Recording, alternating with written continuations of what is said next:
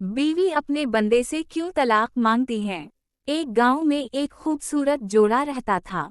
जूजा का नाम सारा था और शौहर का नाम इमरान। उनकी शादी को 5 साल हो चुके थे और वो अक्सर एक दूसरे के साथ खुश दिखाई देते थे।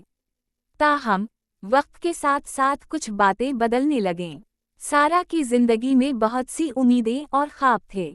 जब वो इमरान से शादी करने आई थी तो उसने सोचा था कि इमरान इसकी हर ख्वाहिश को पूरा करेगा और वो दोनों साथ मिलकर एक खुशहाल जिंदगी गुजारेंगे। मगर जो वक्त गुजरता गया, सारा ने महसूस किया कि इमरान अपनी जिम्मेदारियों से गाफिल है। वो अपनी मेहनत में मशगूल रहता और सारा की फकरी नज़रअंदाज करता।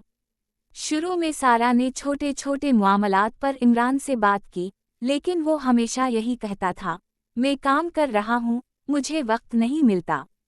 सारा की तकलीफ बढ़ती गई क्योंकि वो चाहती थी कि उसका शौहर उसे मोहब्बत दे, इसकी बात सुने और इसकी अहमियत को समझे।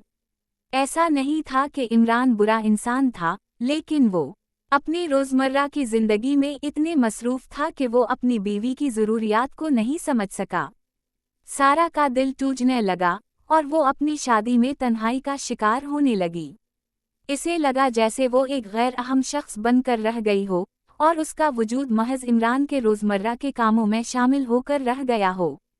एक दिन सारा ने फैसला किया कि वो इमरान से तलाक मांगेगी।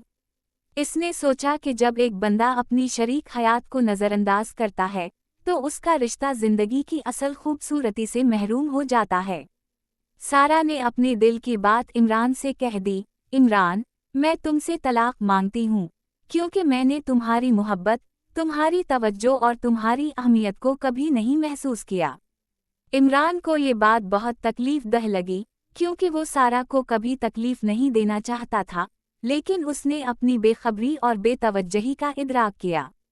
इस दिन के बाद इमरान ने अपनी ज़िंदगी का मकसद समझा और सारा को बताया कि वो अपनी गलतियों को सुधारेगा और वो सारा को कभी भी नज़रअंदाज नहीं करेगा।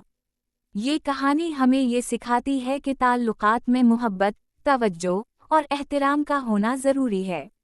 जब ये चीज़ें कम होती हैं तो रिश्ता कमज़ोर पड़ने लगता है।